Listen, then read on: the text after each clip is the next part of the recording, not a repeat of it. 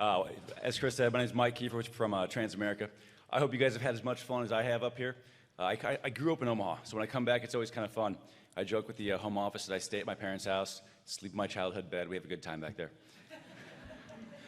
But we've got a great presenter for you for this morning. David Klemenko has had a relationship with Transamerica for a long time. You're going to have some great takeaways from David this morning. We've been working with him for over 5 years. Some of you have seen some of his stuff at our coaching forums. He's an author, has a great book called Boot Camp for Financial Advisors. I can promise you, you're going to walk away with plenty of great value and talking points from David today. So with that, David, come on up.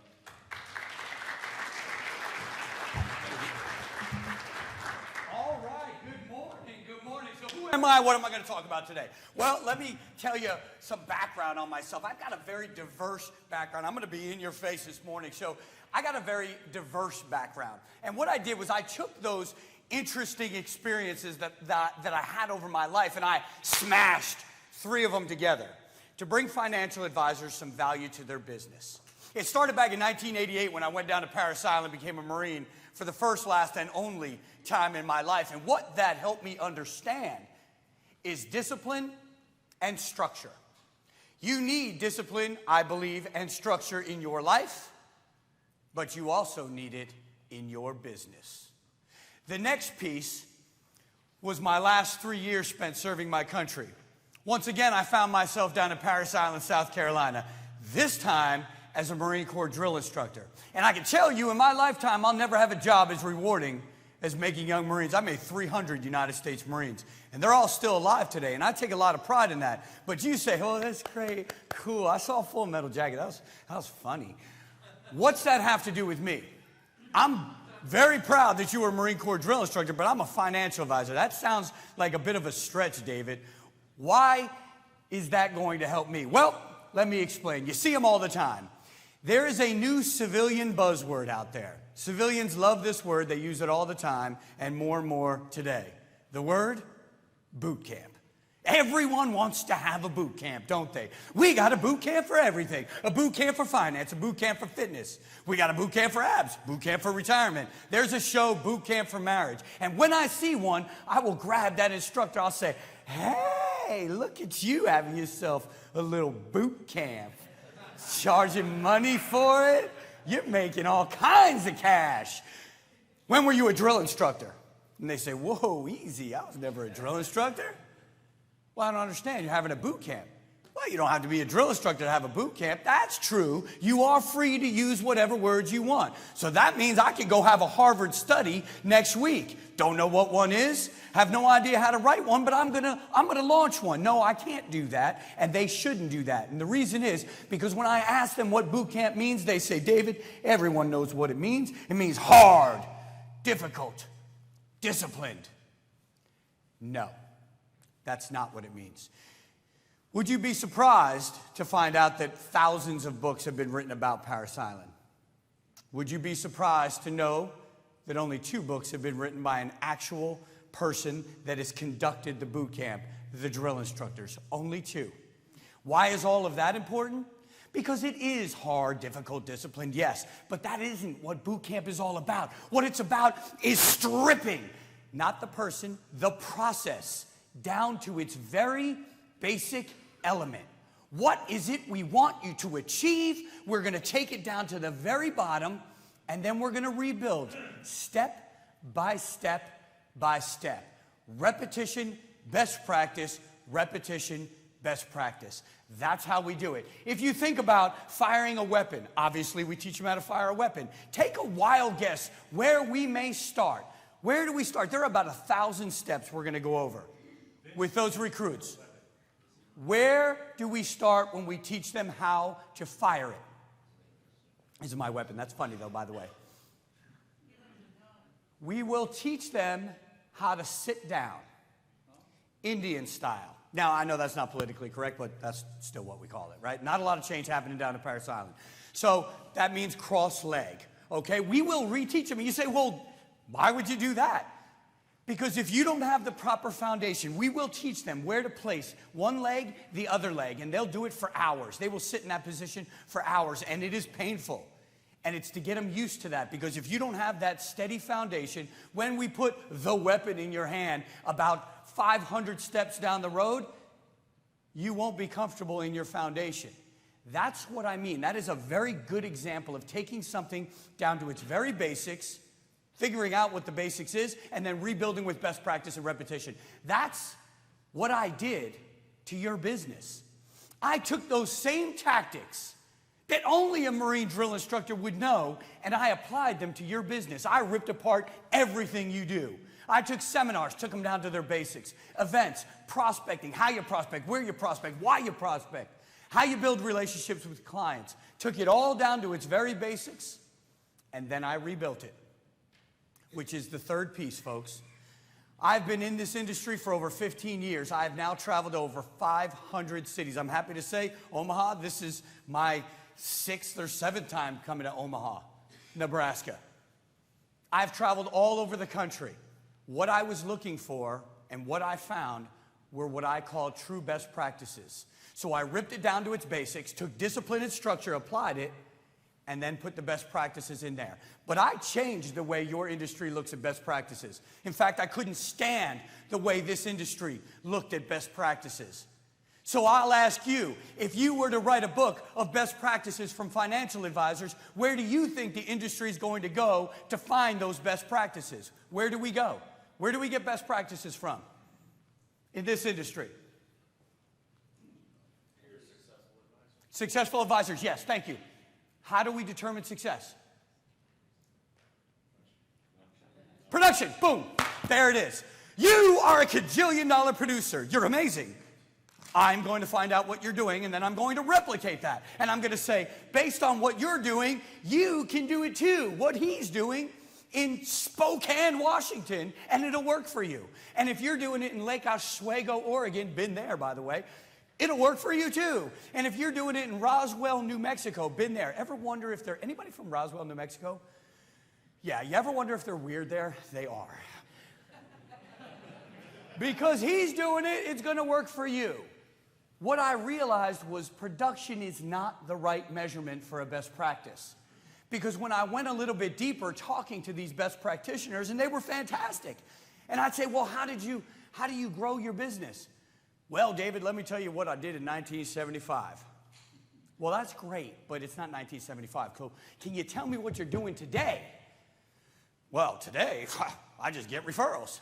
You just get referrals? It's called the Field of Dreams methodology. Build it and they come. What that means is I get referrals. I don't even ask for them. I am that good. My book is that deep that I don't even have to ask for the referrals. Is that a best practice? No, of course it's not a best practice. Or going even deeper with financial advisors, I'd sit down with a $2 million producer and say, wow, you are amazing. $2 million in production, that's crazy. How'd you do it? Well, Daddy gave me the book about a year ago. Well, that's not a best practice. Unless you want to go get adopted by somebody, and if that's your case, that's great. You got a book, you adopted. You got your dad's book, that's fantastic, but it's not going to work for this guy. So instead of using production level, which I threw out, which no one does, I said, what if I looked at growth rate and only growth rate? I sat down with financial advisors and I said, are you growing? Yes. Are you actively growing? What does that mean? That means, are you making the growth happen? Yes. How much have you grown? Wow, you've doubled your business. Okay. Why? What are you doing? And when I got that information, I put it in a database. And then I kept talking to financial advisors across the country. And what I started to see was best practices bubbling up. Similarities. Things that financial advisors had in common inside your entire business, whether it was cold calling. And I love when somebody sits in the room and says, cold calling doesn't work. Really? I've got about 1,000 financial advisors that would disagree with you. Cold calling does work. I'm not saying it's going to work for you, but it does work. In fact, why don't you call Pete Eckerline, $6 million producer, $6 million producer out of Wyzetta, Minnesota. Give him a call on the Barron's Top 100. You won't get through because he's cold calling. Do you know why? Because he wants to be a $7 million producer. So it's fine if it's not for you. However, you are not allowed to say it doesn't work because it does work. So I found all these best practices validated from financial advisor to financial advisor, and that's how I rebuilt your business. Break it down to its basics, apply structure, apply discipline, put in some repetition, put in the best practices from people that are financial advisors that are growing across the country, and now you have boot camp for financial advisors. And that's a little piece of what I'm going to share with you today. It starts with change, by the way. Change happens. Change is all around us. Change will never stop happening. The question is, when change happens, what do you do with it? Would it be safe to say that your industry changed in 2008?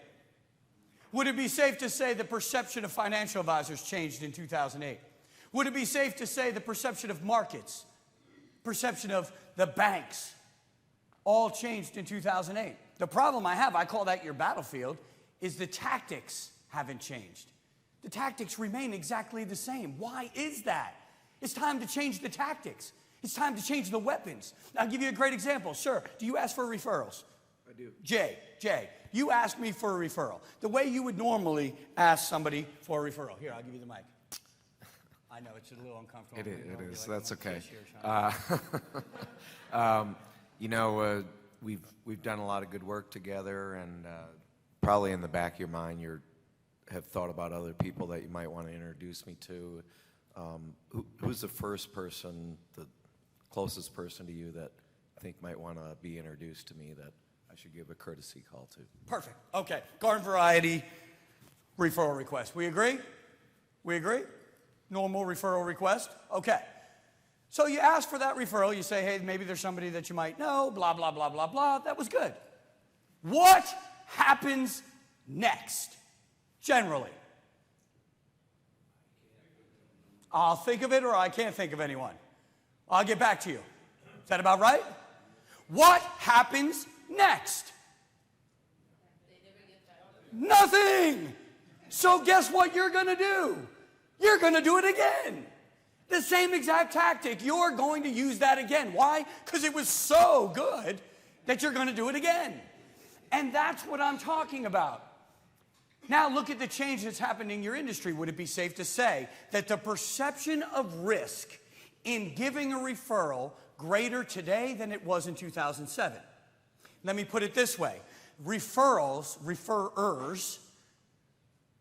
don't have the luxury of saying, of course I'm going to give you my friend of 30 years. I've known you, what, 5? Yes. Why wouldn't I give you my friend of 30 years? What could possibly go wrong?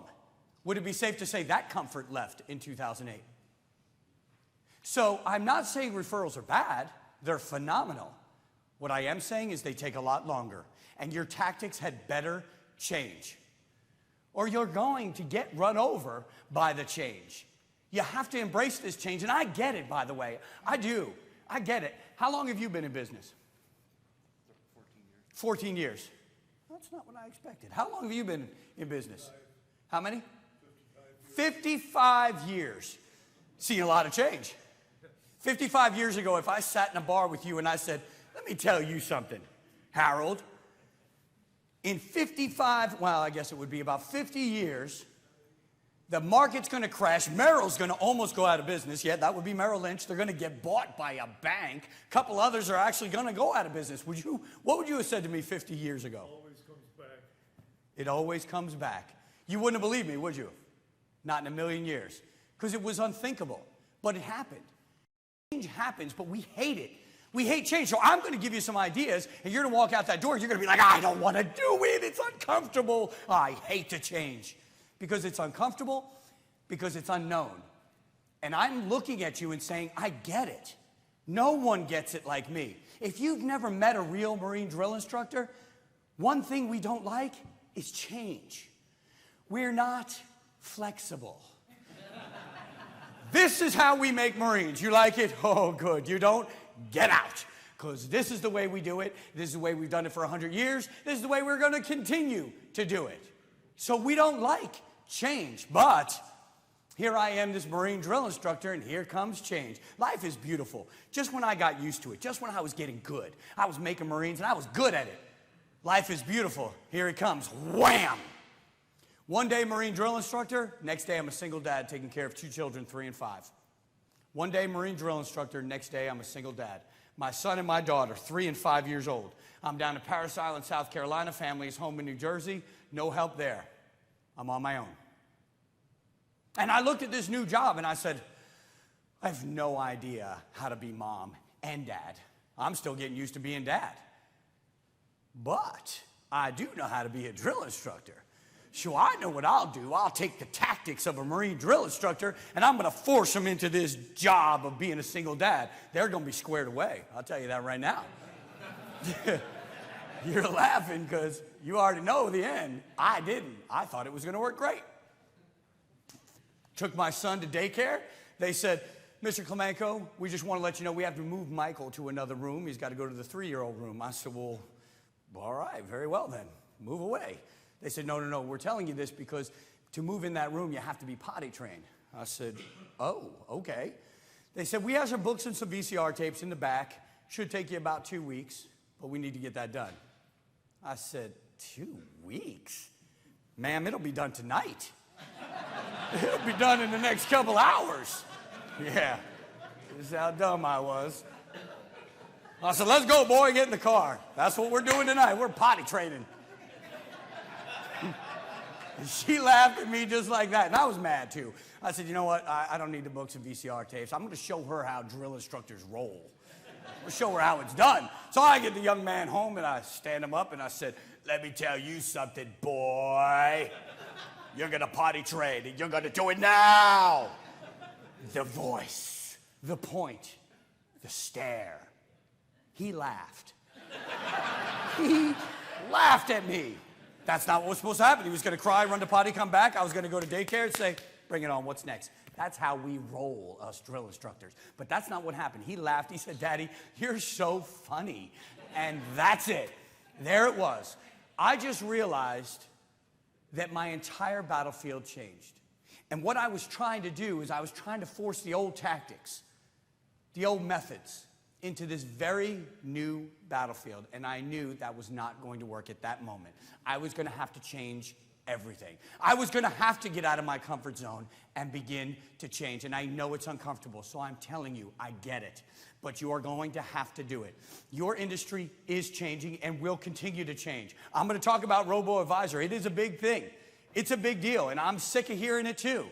I'm sick of hearing about robo-advisor, but that's the thing. That's the change. How do you communicate with the next generation that likes to communicate electronically? You're going to have to figure that out. If you don't, you're going to lose it. You've got to understand this change has happened already. Boomers have already said, I know you want me to go down to Florida. I know you do. You want me to go down to Florida. You want me to buy that Florida house. You want me to retire down there. Yeah, not going to do it. You know why? Because it's my money. So I'm not going to do it. I'm going to do something so illogical that you're not even going to understand it. I'm going to buy a florist shop. You know why? I don't know. Why not? Because I've always wanted to have a florist shop. That's not logical. That's what I'm going to do, and that's how I'm going to retire. So they've changed things, and they will continue to change them. Embrace it. Don't embrace it.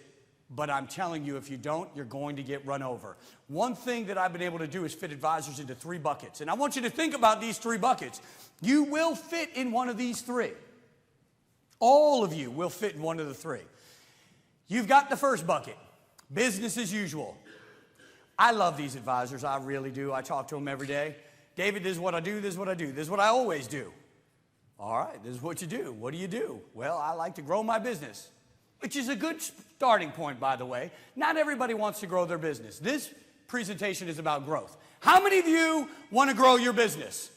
I'm not going to make you walk over coals. This is not an affirmation. I just want to know about how many. Because if you don't want to grow your business, it's a really bad presentation for you. Because this is all about growth. So I look at this business as usual group, and I say, okay, you want to grow your business. How do you normally grow your business? They say referrals and networking.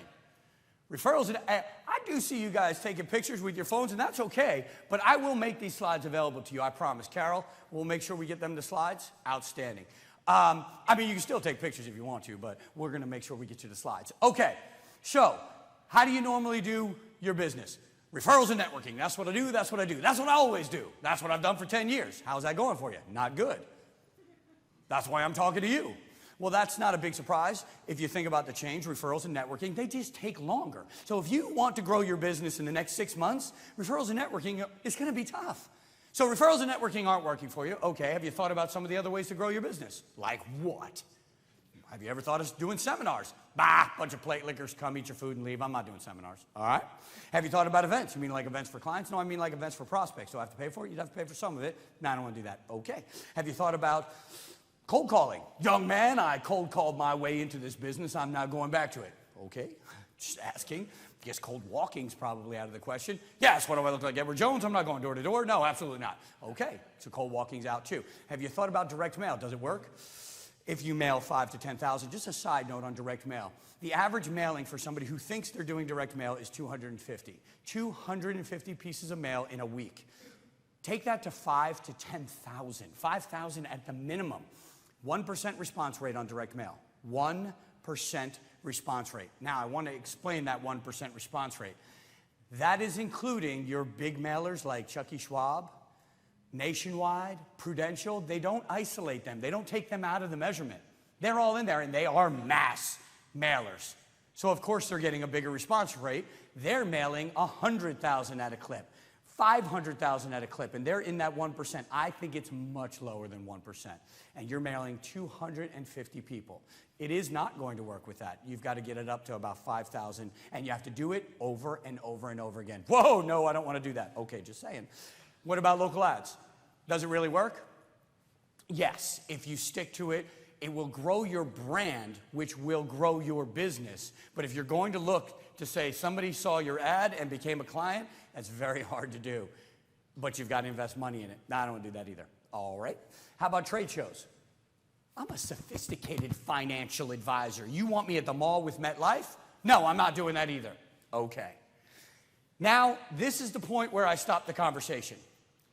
And I'm going to put it out to you and see if there's anybody in the room. This is a test. This is a challenge. No one has ever gotten this right. And I'll explain why you won't know the answer to the question. But try it. I've presented to probably 60, 70, 75,000 financial advisors. No one's ever gotten this. The question is, one, when I stop the conversation, there's a problem. There's a tactical issue with this conversation, what I just said with this financial advisor. And I want to know if you know what it is. Is there anyone, no one's ever guessed it, anyone in this room that knows what the problem with my conversation with this advisor is? He shut down? That is a problem, that's not it. A tactical problem. Do you want to do it? More tactical.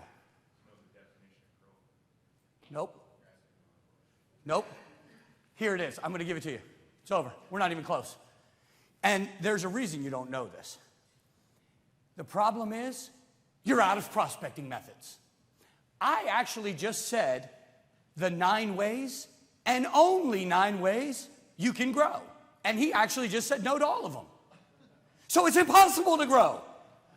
The reason you never guess it is, when is the last time, I'm sure you say it all the time, I want to grow, I want to grow, I want to grow.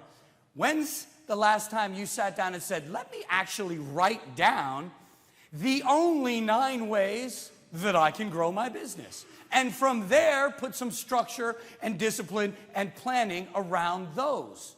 Who's ever done that? Probably none of you. Which is why you didn't automatically go, wait, 1, 2, 3, cold calling.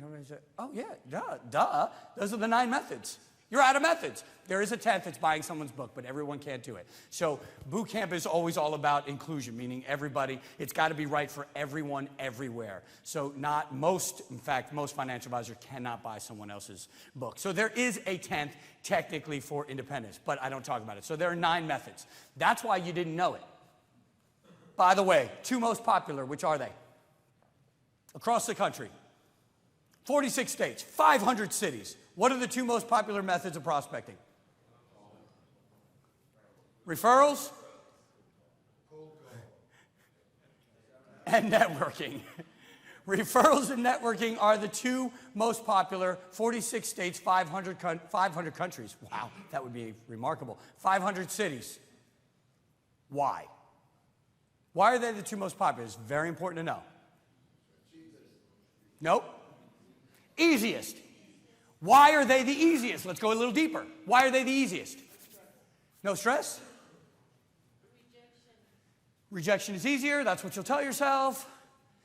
They're the most, yes? You already got the first contact done? They're the easiest because they're the easiest to say you do, but you don't do.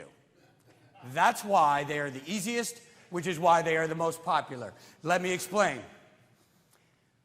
You have your business plan. By the way, how many of you have a business plan? Okay, good. So of course you have your business plan. Business plans are easy. I'm going to grow my business by 10%. You bring it to management. Do I have any managers in the room? Any managers?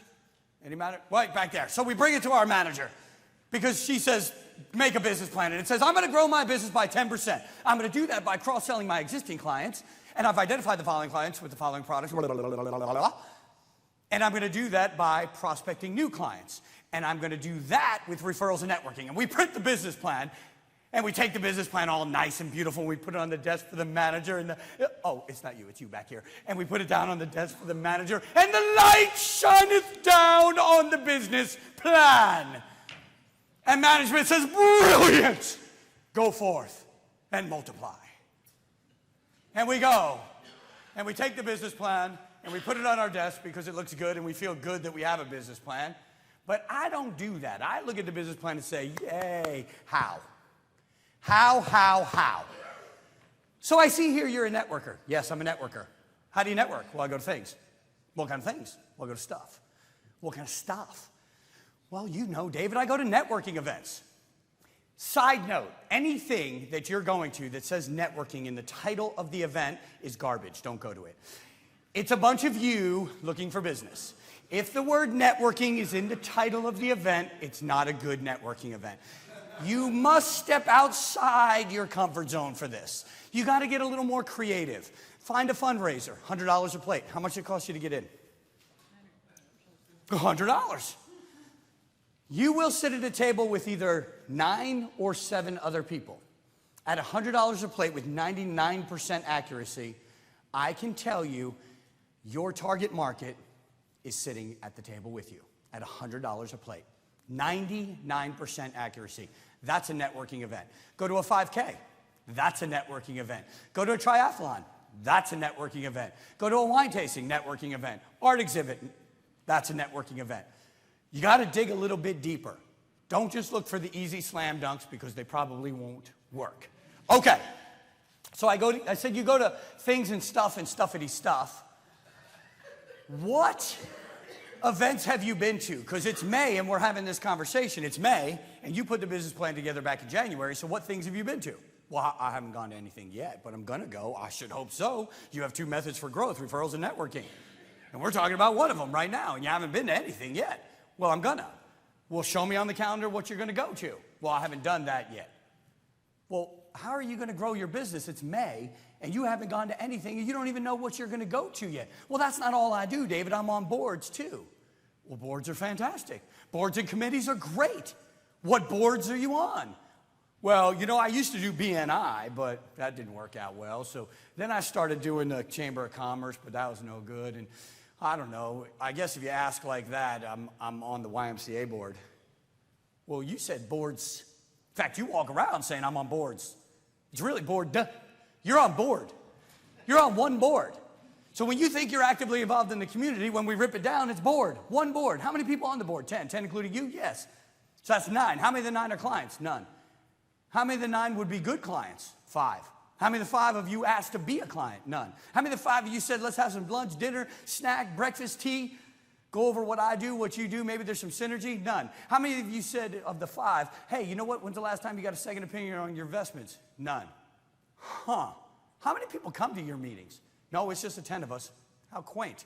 How many marketing pieces are you on where somebody can see your name and see that you're a board member? None. How many events are you being invited to because you're this board member? None. How's this going to grow your business? When pushed hard enough, I will get. Well, David, I do it to give back to the community.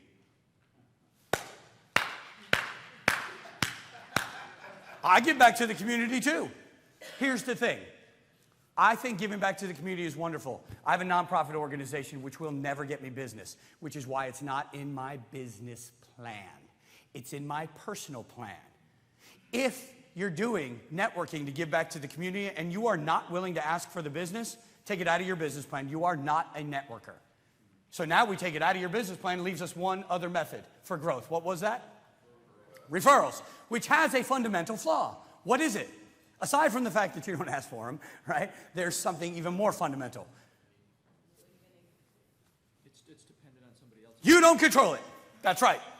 You will never control referrals until somebody figures out a method that's legal and tells me about it, where you can pick up the phone and say to your client, oh no, Mary, oh, you'll get me a referral. I'll put my hand through this phone and put it around your neck until you do get me a referral, which would be really cool, but you can't do. So until then, referrals have a flaw. Throw on top of that, you don't ask for them. Throw on top of that, there's no structure. You just say you do them, you don't really do them. It's what I call fly by the seat of the pants referrals. You have a meeting with your client. Your client's name is James. James Smith. James Smith is your client. You say, you know what, I got to ask. Next time I talk to James, I got to ask him for a referral. But you don't write it down. But you're in the car, and it's about you hear a jingle, and that jingle reminds you of James. And then you say, wow, James, yes, I should probably call him now and get a referral. That's fly by the seat of your pants referrals. There's no discipline, no structure around it. This is why financial advisors aren't growing. I cannot help this group. They resist change. They say it's business as usual. It's anything but business as usual. The group in the middle, they're the bigger group. They say, I want to change. I have no idea where to start. So they'll dabble in things. They'll cold call 75 people, get hung up on 75 times and say, whoa, that's why I don't cold call. That was awful. Cold calling doesn't work. And then they'll do one seminar, they'll get eaten up, and then they'll never do another seminar again. And they'll bounce around from prospecting method to prospecting method, putting no plan or discipline around anything. And then you've got the last group. Folks, I am not going to sugarcoat this. That's not what I do. That's not what I'm here for. I'm not going to tell you wonderful things like, oh, it's so easy to grow your business. Gosh, all you have to do is come in for an hour a day and it'll just explode. I'm not going to tell you that because that's not what I found. But I want to ask you, have you ever wondered in your business, there are this many financial advisors, this many aspire to be million-dollar producers. There are this many financial advisors, this many aspire to be million-dollar producers. This many actually get there. This many want it, this many get it. This many want it, this many get it. But have you ever sat down and wondered why? Why so many want that achievement, yet so very few actually make it? And the answer, it's hard. But I'm going to define what hard means because I found it in this group. This group that went above and beyond. This group that works prospecting 6 to 10 hours every day. 6 to 10 hours of prospecting every single day. They work 14-hour days. They are open to anything that will grow their business, and I mean anything. If it's going to grow their business, they'll do it. The $5 million producer that says, David, check this out. I keep a folder of all my information. I just put a little sticker. It was literally an Avery sticker. An Avery sticker with his name, his information, his team name. He says, I just keep this folder in my bag, and every now and then when I'm in an office, I just plop it right there on the desk in the waiting room. I don't ask. I just plop them all around wherever I see a place to plop them. I said, wow, why do you do that? He's like, because I want to grow. You never know when you're going to get a hit. It's not beneath him. They will do whatever it takes to get business. Watch this pitch. I'm at an ice cream shop. This guy right here. Hi. What's your name? Smitty. Actually, I don't know your name yet because I'm in an ice cream shop. Watch this pitch. You ready? Here it is. Hey, how you doing? David Klemenko. You've got a beautiful family here. What's your name? Smitty. Smitty. Beautiful family. You from the area? I am. I've never seen you before. Listen, my wife's about to cringe because I know we're in an ice cream shop, but I ask this of everyone I talk to because I'm a financial advisor.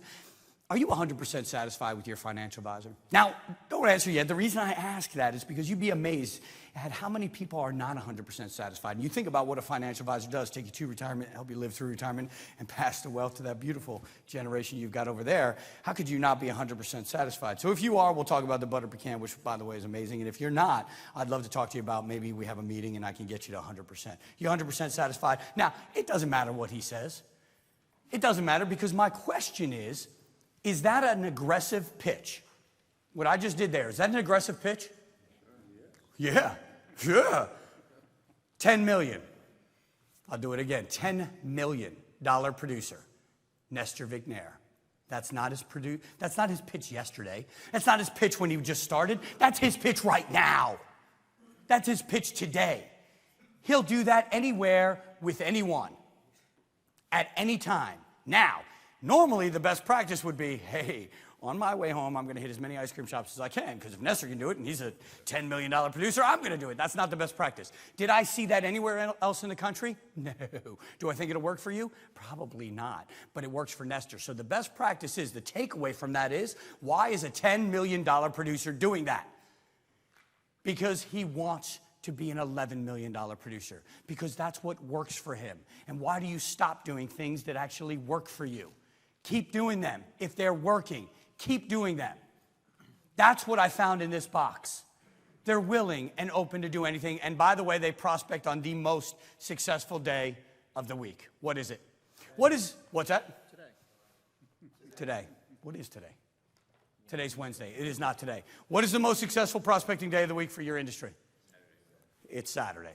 For two reasons, well, for three reasons. One, there's not a lot of people calling you, so you have the time to concentrate. The market's not open. People are home.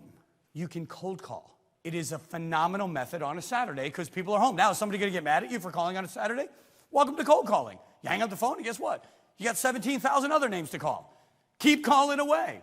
Or networking through events, through your town, through your local community. Community events, phenomenal. It is the best prospecting day of the week in your industry, Saturday. So, having said that, now I will ask you, business owners, since all of you are business owners, how many of you are working on Saturday prospecting every single Saturday?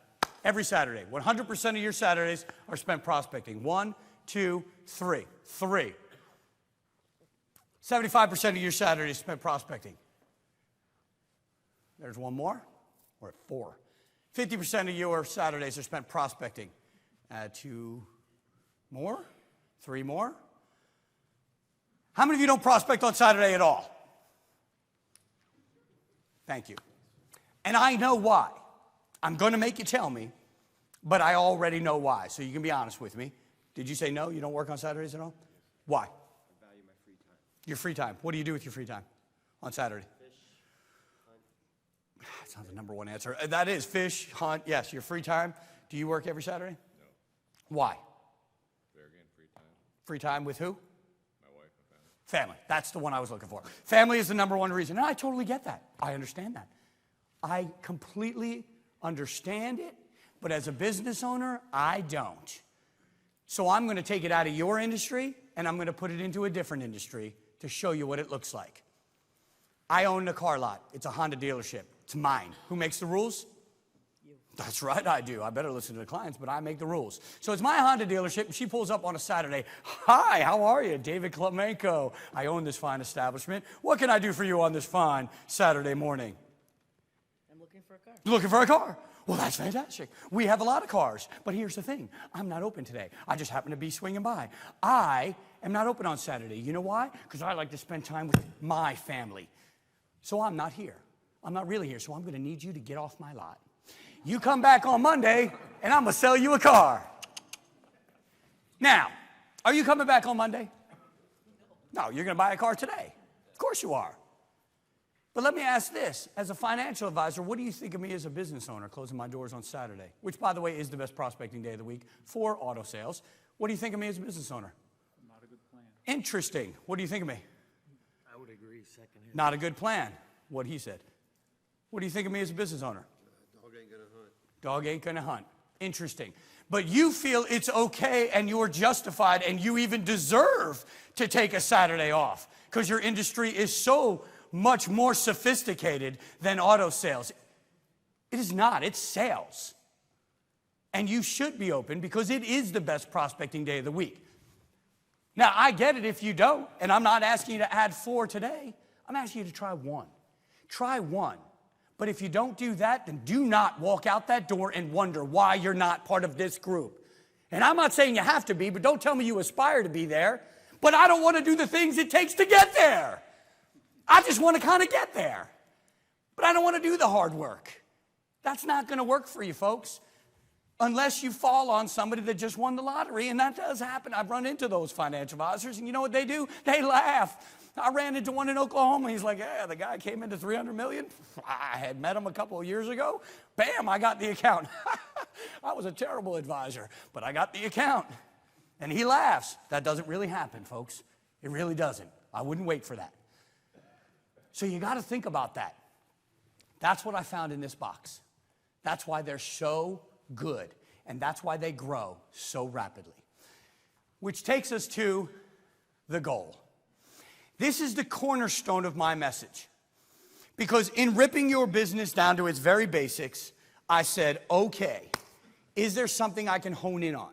When I went to Finland and Sweden, and when I went to the UK, and when I went to Tulsa, and big banks, and little banks, and wirehouses, and independents, is there something they all have in common?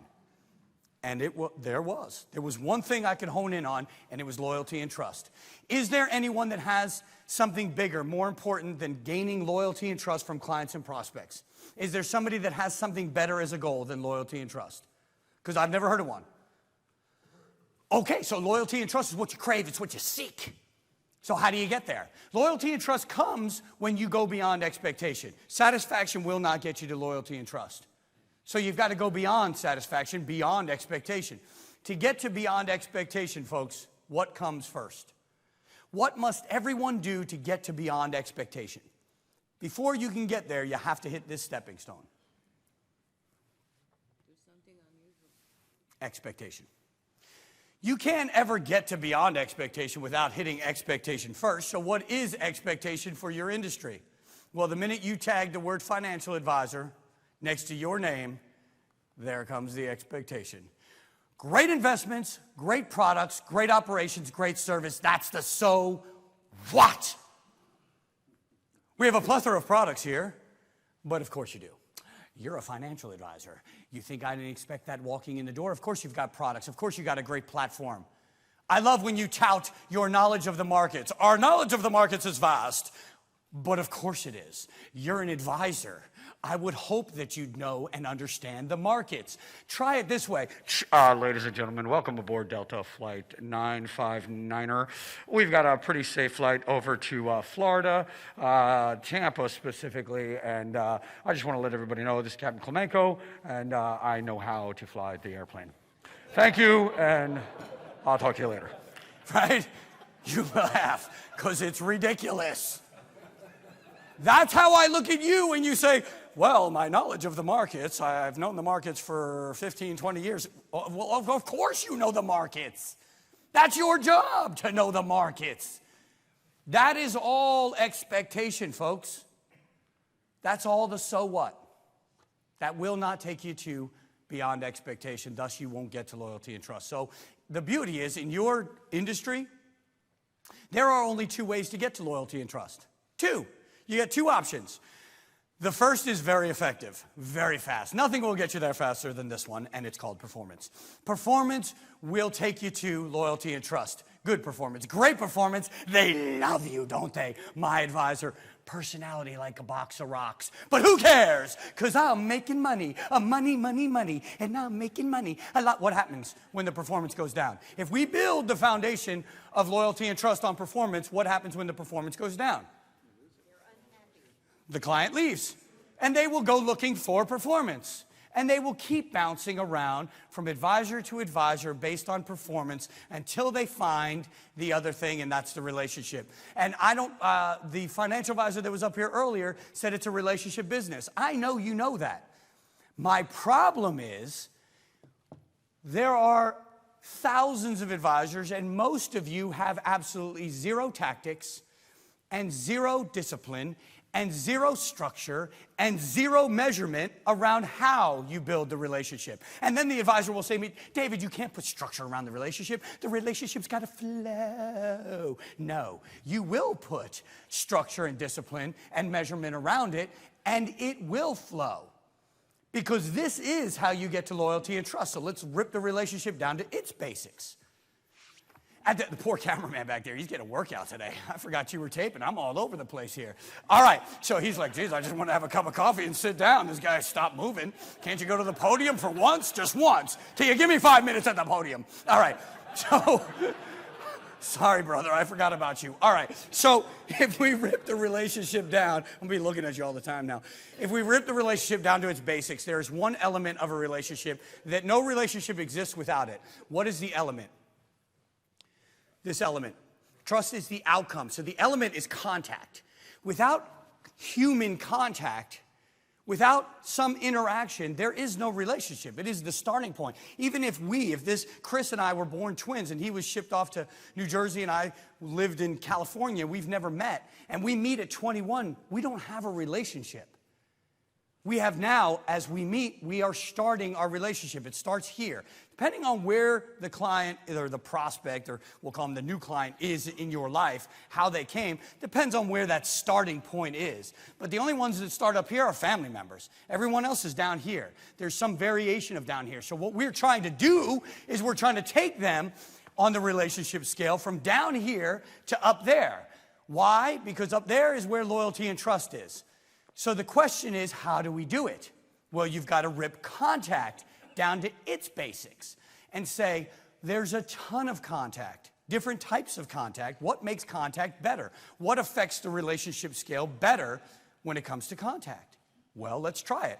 I mail you an email newsletter. Contact, you're my client. Is that contact? It is contact. I'm not going to say it's good, but it's contact. So email newsletter, and I take this guy to his favorite restaurant. Jeffrey to his favorite restaurant. Both my clients, which contact is better? Yeah, that's dumb. I know, it's a dumb question, but I'm setting you up. So I take Jeffrey to his favorite restaurant. He's a client. What's your name? Brent. I send Brent a handwritten note card.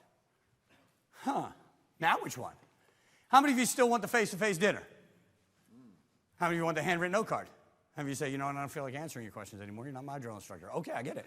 All right, so you don't have all the information, actually. You need to know what's in the card. Brent, right? This is what's in the handwritten note card. Brent, I was so sorry to hear about your aunt passing away. I know how close the two of you were. I remember fondly how you'd come to my office to talk about your trips down to South Carolina, how you go crabbing off her dock. I know how long she battled cancer, and I know the toll it's taken on you, Amy, and the kids. I want you to know I'm here for you. I sent a donation to the American Cancer Society and flowers to the funeral home, but if there's anything you need, my friend, you give me a call.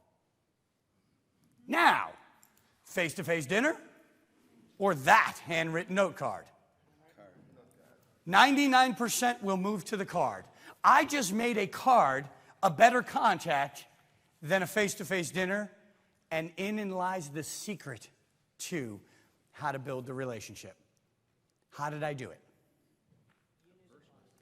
The more personal the contact, the harder it hits the relationship scale.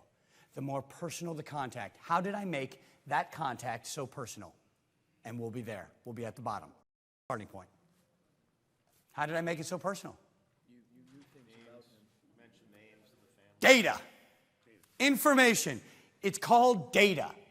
Data. I call it the matrix. Do you know why? Because most don't see it. You walk out and you walk out like this, right? You walk out like this. You don't see data at all. In fact, this guy right here, you're married, right, Jeffrey?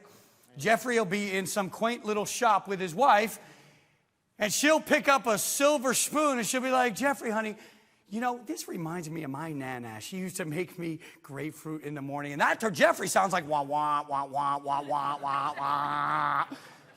Because he's not seeing the matrix. If you saw the matrix, you'd say, data, little silver spoon, ha, ha, ha, anniversary gift. I'm calling that place, I'm buying it. That's fantastic. But you don't see that because we walk around and we don't see the matrix. It's data, information that our clients are dropping every day, every interaction. These are windows into their life to tell us who they are. And then we can take that data and use it to make every contact more personal. So you know the more personal the contact, the better the relationship. Yeah, of course, duh, David. Well, how much time have you spent making sure every single contact is more personal? Take that email newsletter. Let's say there's an article in there about school and how they're going to change school funding so it's easier to get college tuitions or blah, blah, blah. And you say, hey, Mary and Joe, hey, look below. I'm sending you the newsletter. And when you do, look, when you get the newsletter, instead of deleting it, I want you to look at the story about college funding because I think this is exactly what we were talking about with your portfolio. And this could help when Joey goes to Purdue because you picked up that little nugget of data a while ago. That's how you make that newsletter more personal. But we don't spend any time doing this. We fly by the seat of our pants. So I'm going to teach you how to find this data. But first, I've got to do a little test. And I know you hate tests because you're a financial advisor, and you always hate these tests. But I've done it with thousands. And this is not a test for me. This is a test for you. This is to tell you how well you see the matrix. Do you even see the matrix? And when you see it, what do you do with it? Because there's a process. See it, capture it, mine it. See the opportunity, seize the opportunity. So I'm your client. I'm a good client. I've been with you about 10 years. You have all my money. I don't have my money with any other advisors. I've got about $700,000 in investments. I've got some 401ks that you know you're going to get. I'm not one of those clients that calls you all the time and says, oh, the market is falling. I'm a good client. You like me, I like you. We have a good relationship. So we talk maybe once a quarter if needed. Sometimes even maybe once every 6 months. Well, I call you out of the blue. Hey, how are you? Hey, listen, I wanted to tell you the good news. Brittany, our oldest, but you knew that already. Brittany just got accepted to West Virginia University. You believe that? She's going to be a mountaineer. Where'd that come from? I thought she'd go someplace like Rutgers. You know, in fact, we talked about it. Remember when I said, what if she goes to Princeton? And you're like, settle down. We'll save what we can, and we'll figure out how to get her there if that's where she wants to go. And now she's going to West Virginia University. Can't believe it. Blah, blah, blah. Talk to you later. Bye. Pretty big thing happening in your client's life. You're more than that of a used car salesman and real estate agent. Let me rephrase that. Your client demands your relationship is deeper than that of a used car salesman and real estate agent. Okay. So then the logical question is, how many of you hung up the phone and captured the data? Stop. Before you answer this question, got a little disclaimer for you. Anyone with a photographic memory? Any rain men or rain women in the room? It's important to know. Okay, the reason I say that is because when I ask about this, the number one reason I get from seasoned advisors is, David, save the information. It's all up here. There's a flaw with that, and the flaw is, if you don't have a photographic memory, it can't be all up here. And it falls out when it's all up here. The problem is it doesn't tell you when it falls out. And unless you hear this in the morning, good morning. It's your brain. How are you? Listen, we have a busy day today, but I've got to go over a couple admin items. You have 3 pieces of data that are going to fall out today, so you want to write them down. Does anybody hear that in the morning? That would be cool, right? When the data leaves you, does it call to you, hey, I'm leaving, write it down? So what I realized is you don't know what you don't know. So you think it's all up here, but it's not. You know how I know? Because you don't have a photographic memory. So you all have to do it. No excuses. Now I want to know, how many of you with that client, with that information, honestly hung up the phone and captured the data that just got dropped? Give me the hands. Give me the hands. No, keep them up. This is very important.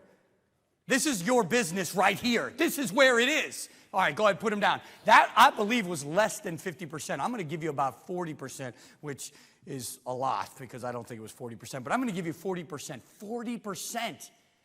40%. Do you know what that means? That means 60% of you are on the phone going, oh, gee, old kid going to college thing is so boring. Do you have anything that's going to make me money? Do you have a trade or something? Because I don't care about your kid going to college. And I know you're not doing that. But by not taking it down, that's exactly what you're doing. So I'm going to show you sometimes how nasty your business can be. I'm going to show you how well I actually know you. Because I can get all of you to raise your hand. I can get all of you to capture data. Watch how. Same client, different tone in my voice this time. Hey, how are you?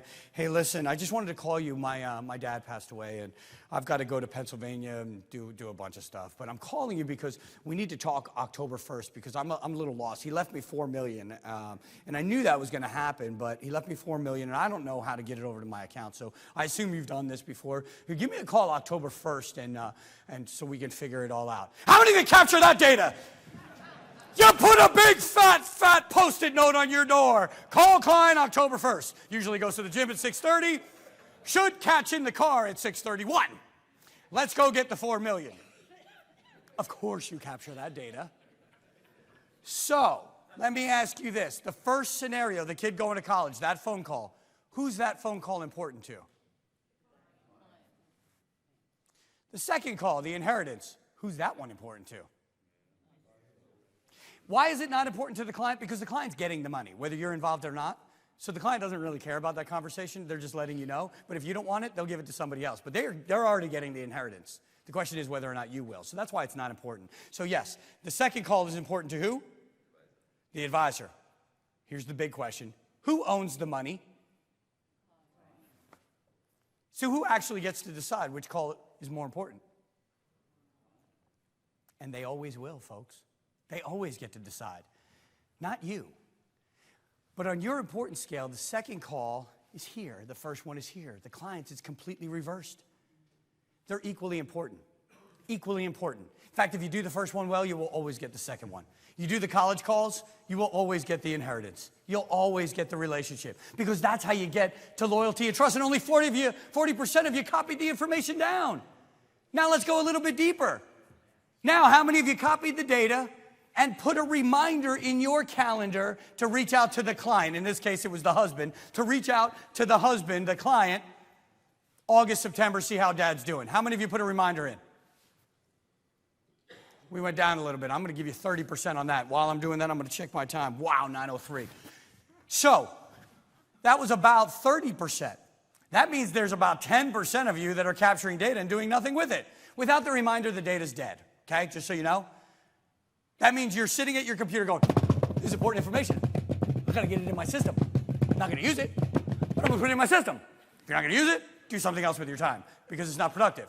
Why? Because if you don't put reminders in, you will never find the data. Unless you have a process every morning to do this to your database. Is anybody dying? Anybody have cancer? Anybody have an anniversary? Anybody have a birthday, communion? Blah, blah. You can't ask every possible question. You need the reminders. And I'm still not done. Only 30% of you. Did anyone, there should be a couple, did anyone put a reminder in this scenario? Did anybody put a reminder in to reach out to the wife? Yes. One. Anyone else? That was you? No. No. One. Now I know why, but I'm going to make you tell me. Who reached out to the husband? Who put a reminder in to reach out to the client? How many of you out there? I know there were 30% you. Why didn't you reach out to the wife? I know the answer. You just need to be honest with me. He's the one who called me. He's the one who called you? He's who you have the relationship with. That's usually the number one answer. He's the one that has the relationship because he what? In this case, usually probably makes the money. Welcome to the 1950s, folks. Welcome to Leave It to Beaverland, of which your industry is in.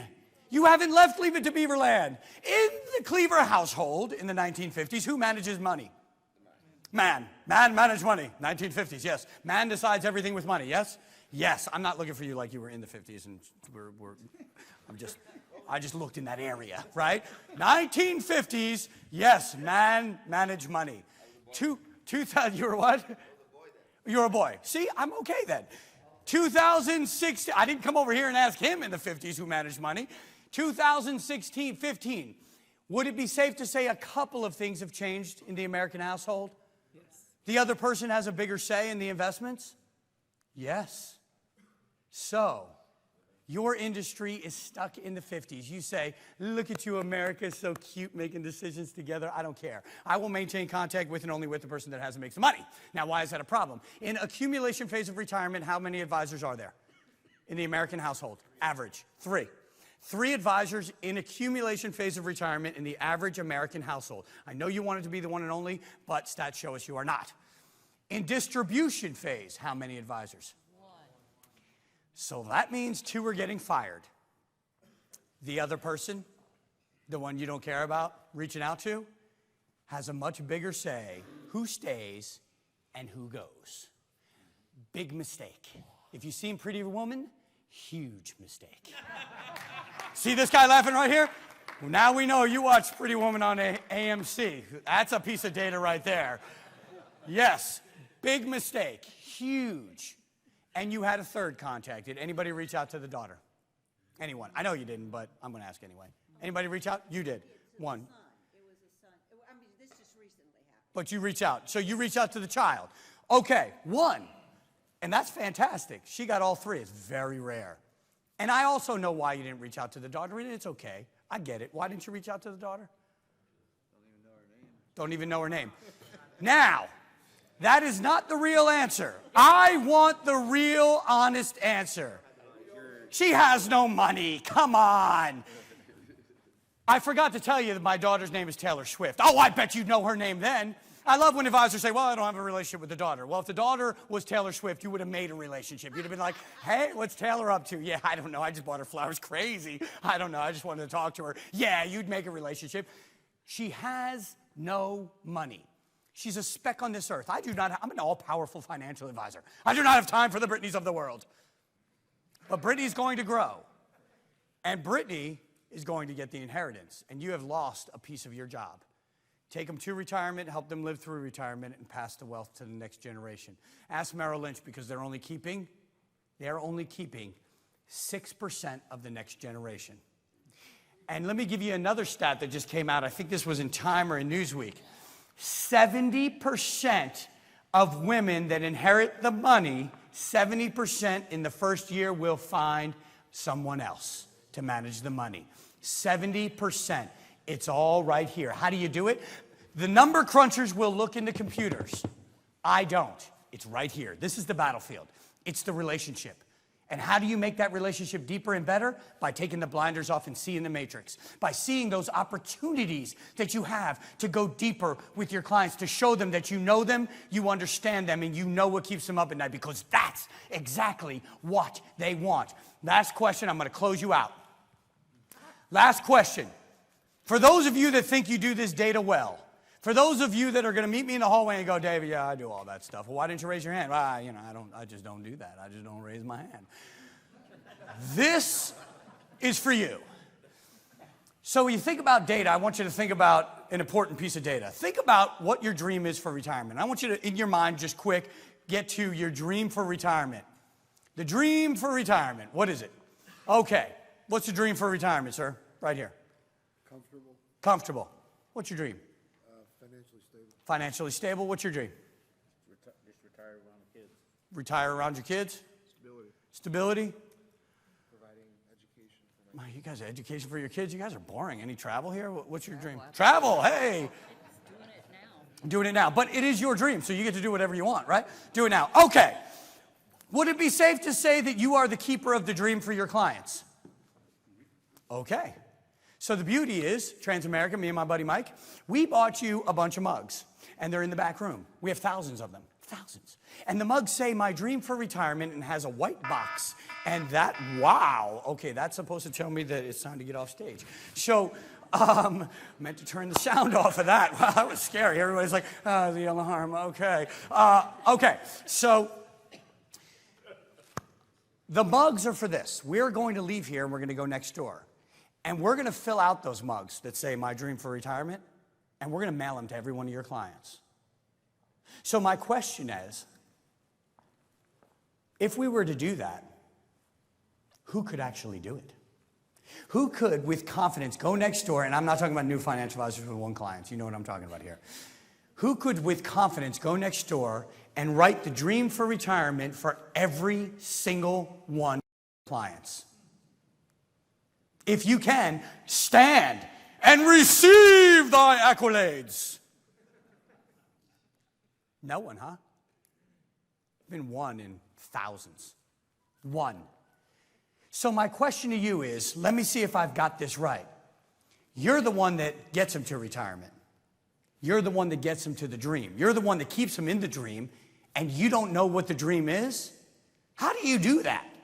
How do you get them to a place you don't even know what it is? It's called generic investing. So for those of you that think you have all the data on your clients, you are probably missing the most important piece of data. And by the way, watch how I flip that by doing, we're talking about this later in the value proposition training. Watch how I flipped that in value proposition. When I worked out and created what I call the Hail Mary pitch. The Hail Mary pitch is, oh, they're about to leave. And it's to fix the, I've already got an advisor, I've already got an advisor, no, I don't want a second opinion. The final piece of that was to take this from my presentation and go, okay, no, and I get you have a financial advisor. You guys have been together 15 years. That's amazing. But do me a favor. What's your dream for retirement? Okay, do me a favor. What's your financial advisor's first name? Give John a call. Give him a call right now. Give him a call tonight. Give him a call tomorrow. And I want you to ask him one question. I want you to say, John, we've been together a long time. What's my dream for retirement? And if he doesn't answer with what you just told me, give me a call. because how can he get you there if he doesn't know where there is? And that became a pitch that has been used by many advisors. Why does it work? Because so many don't know the dream.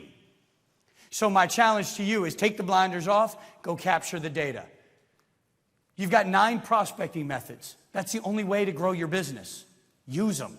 They're all powerful. I hope I get to come back next year to your next sales conference and do part 2, where we'll rip down, yes, this is the cross-sell piece, where we rip down each one of the 9 methods. And so I know there's some books in my book, Boot Camp for Financial Advisors. I rip them all down and then rebuild them with best practices. What are successful financial advisors doing? You ever wonder what those seminar gurus are doing out there that are financial advisors, and why are they so successful? Well, they all had something in common. So these are the 9 methods. Understand them. Take the blinders down. And then finally, I'm going to leave you with this right here. I know you've seen this before, but I'm going to put some flavor around it. I'm not the speaker that gets up and says, you want it, you can accomplish anything, you just put your mind to it. It sounds so good with the accent, right, with the little twang. You want it, you just put your mind to it, you can accomplish anything. Well, I thought about that, and that's actually not true. If this guy says, yeah, I want to be a Marine, I've always wanted to be a Marine, I quit, I'm going to go be a Marine. That's not going to happen, sir. I don't care how hard you put your mind to it, that ship has sailed, right? It's just not going to happen for him, but it's not going to happen for me either. The ship sailed for me too, right? So there are certain things that just aren't going to happen. This nice guy right here, Jeffrey, I've been picking on him all day. If he says, I've always wanted to be an astronaut, Jeffrey, let's be realistic. You can put your mind to it, but that's not going to happen either, right? So here's the thing. It's a pie in the sky thought process. You want it, you can accomplish anything, and then you run and crash through the doors from that presentation. You say, yeah, I'm ready. But there's a certain point where you're going to find out you can't accomplish anything. So instead, I give you this mindset that has led me through my life. It's called failure is not an option. I learned it in the Marine Corps, and it wasn't on the battlefield. I was this young 19-year-old stationed in 29 Palms, California. This Jersey boy, I'm in the middle of nowhere, 29 Palms, California. I end up getting the best job on base. Folks, I'm the general's driver. I'm the man driving the man. I've got this beautiful Plymouth Fury, as beautiful as a Plymouth Fury can be, 4-door with the red flag on it. When you put a flag on a car, something magical happens. It was almost like Chitty Chitty Bang Bang, like we could almost fly, right? The flag goes on there. Imagine 4,000 troops stopping, all 4,000, to salute the car. I used to dream, I'd be like, they were saluted, carry on, carry on. Not for long, because I was driving, right? So you don't want to keep your eyes closed for a long time. So anyway, I'm the general's driver. He calls me in one day. He says, Tiger, get in here. You know, I've got to redo my ribbon rack, and I noticed that I've got a rip on this ribbon. So I need you to go to the PX and get me another one. I said, aye, sir. I grabbed that ribbon. It was a Medal of Honor. I drove for Major General James Livingston, Medal of Honor recipient, Vietnam. It was amazing. He was a hero. I learned a lot from him. He's still my mentor today. But now I had a job to do. I went down to the PX. I said, hi, I'm the general's driver. He needs the Medal of Honor. He needs the ribbon. He's redoing his ribbon rack. They said, well, we don't have it. We know the general's here, but these are not easy to get. There was no web. We're talking 1990. There's no web. They said, we don't have it. We've got it on order. We're waiting for them to come from Washington, D.C. I said, oh, but he needs it. Well, we don't have it. But he needs it. Well, we don't have it. But he needs it. I was 19 at the time. It took a little while for things to sink in. Plus, I was the general's driver, and nobody really says no. So finally, I said, oh, okay, you don't have it. I'm in the middle of nowhere. Okay. I grabbed the ribbon. I go back to his office. I knock on the door. Hey, sir, they didn't have it. And he stared at me for a really long time. And I want you to think about my predicament now. I am standing in his office. I can't leave. I'm not allowed. That's disrespectful. I can't just turn my back and be like, all right, cool, see ya. I can't do that. I have not been dismissed. And he's staring at me with these black death eyes. And I know he's killed people because I read his Medal of Honor citation. I also know he's killed a lot of people. And I am next, I think, at this time. So I look up, and every now and then I look down. Yep, he's still staring at me. What do you do? So finally I was like, I got to get out of here. I'm going to die. So I back away, and I was like, aye, sir. And I go out. And I go see the sergeant major, who's like a big granddad, right? So I go see the old sergeant major, and I told him what happened, and he looked mean. He said, boy, let me tell you something. You don't tell the general no. No one tells the general no. And I said, well, you don't understand what happened. He said, shut up, boy. You'll find that ribbon. You'll be back here with it tomorrow. You don't have it? Don't come in. If you don't come in, you're AWOL. UA. I'll throw you in the brig. Now get out. I'm standing in the hallway now. I'm not going to jail. I'm not a brig guy, right? That's not for me. So I better figure something out. And this is where failure is not an option comes into play. It's interesting when your back's against the wall and you realize there is no other option. When you have this mindset, all the options begin to appear. If you take me back to the PX when I was looking, I had the blinders up. You don't have it, there is no other option. There are, I'm not willing to look at them. But now that I'm going to jail, all of a sudden the blinders, and I don't know this at the time, but all of a sudden all the blinders come down. And I start seeing all these other options.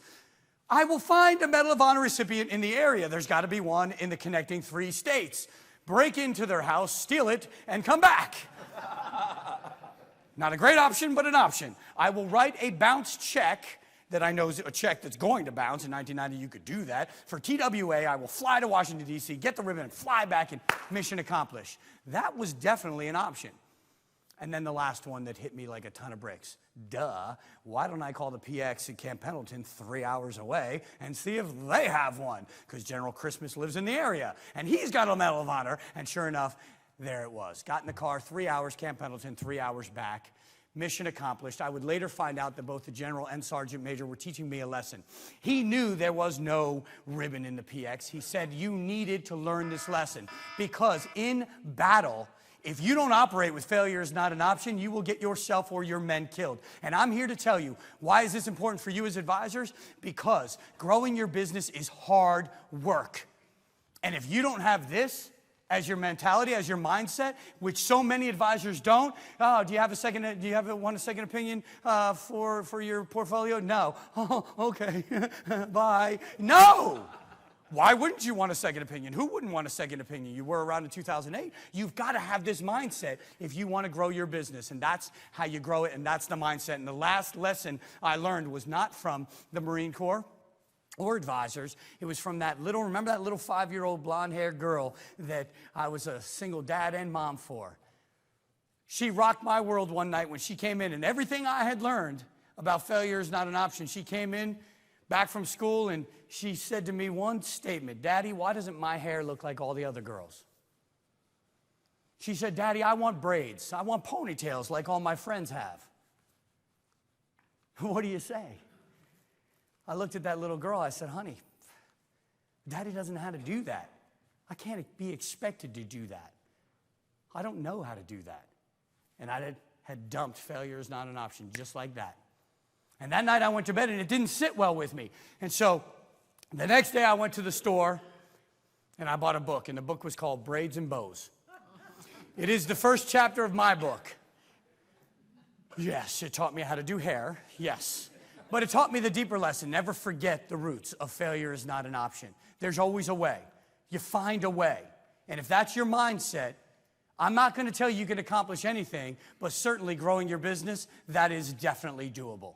Without a doubt, especially with this mindset. And if you ever wondered what happens when you take a Marine drill instructor and a hairdresser and you smash them together, you get a very tight, very disciplined ponytail.